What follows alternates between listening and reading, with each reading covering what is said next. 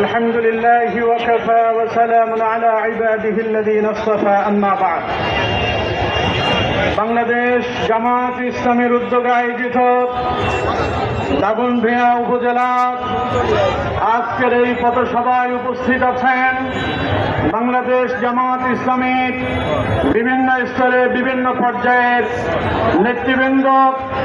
আমার সামনে উপস্থিত এক ঝাঁক তরুণ সমাজ, আমার সামনে উপস্থিত ইসলামী আন্দোলনের কর্মী ভাইয়েরা, মহান আল্লাহ পাকের দরবারে মস্তক অবনত চিত্তে সুজুদ পেশ করছি যে মহান মনিব ৫ই আগস্টের এই বিপ্লবের মধ্য দিয়ে বাংলাদেশ জামাত ইসলামকে আবারও তাদের পুনর্জাগরণ পূর্ণ সেই আগের পথে ফিরে আসার তৌফিক দিয়েছেন। এই জন্য মহান মনিবের প্রতি শুকরিয়া আদায় করছি আলহামদুলিল্লাহ।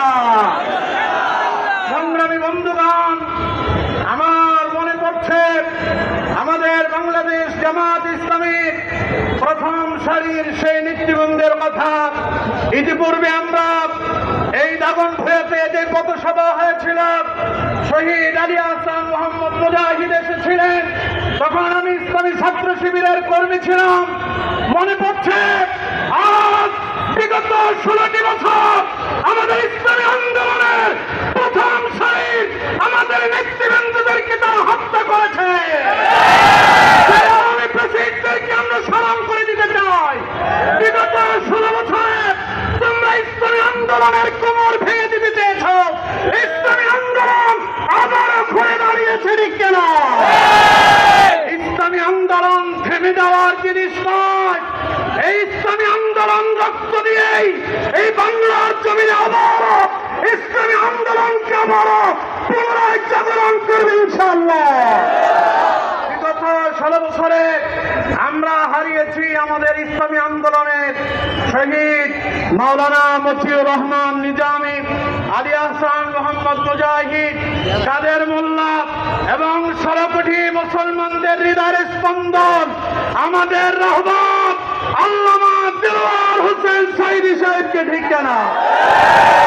আজ আমাদের প্রাণের ভেতরে আমরা যদি একটু শান্তি উপলব্ধি করছি, হৃদয় হাহাকার করছে, আমরা হারিয়েছি আমাদের প্রথম সারির নেতাদেরকে। তবে বাতিলেরা চেয়েছিল, ওরা মনে করেছে আমাদের প্রথম সারির নেতাদেরকে যদি দুনিয়া থেকে বিদায় করে দেওয়া যায়, মনে হয় ইসলামী আন্দোলন নেমে যাবে। ওরা জানে না এই ইসলামী আন্দোলন দুনিয়ার কোন মানুষের মতবাদে চলে না, এটা আল্লাহর কোরআন এবং রাসূলুল্লাহর সুন্নাহ দিয়ে পরিচালিত হয়, ঠিক না?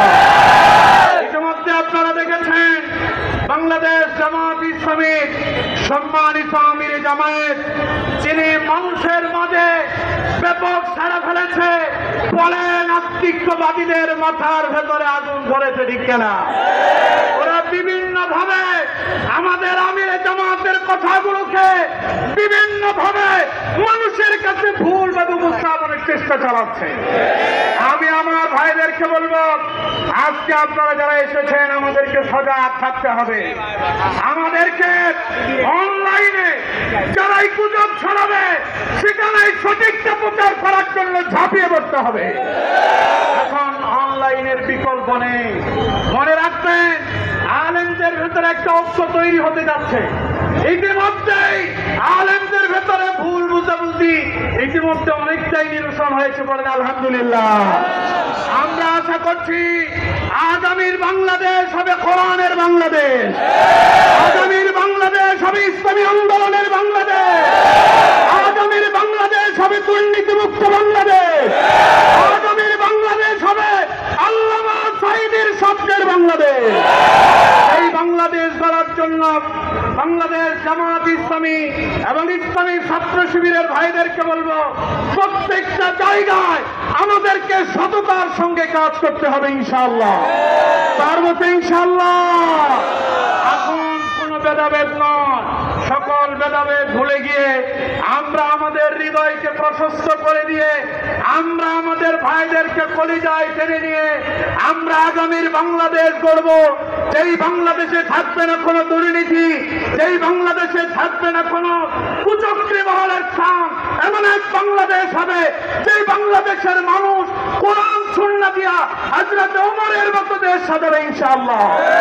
আমরা সেই কামনা মহান মনিবের দরবারে রেখে সেই পথ সামনে অগ্রসর হওয়ার জন্য সকলকে আহ্বান জানিয়ে বাংলাদেশ জামাত ইসলামী এবং সকল ইসলামী আন্দোলনের ঐক্য আল্লাহর কাছে কামনা করে আল্লাহ তাআলা আমাদেরকে ভুলগুলো মুছে দিয়ে আমাদের সকলকে একরাম কর্মে ঐক্যবদ্ধ হওয়ার তৌফিক দান করুন। বাংলাদেশ জামাত ইসলামী জিন্দাবাদ, ইসলামী ছাত্র শিবির জিন্দাবাদ, বাংলাদেশ জিন্দাবাদ। আসসালামু আলাইকুম ওয়া রাহমাতুল্লাহি ওয়া বারাকাতুহু।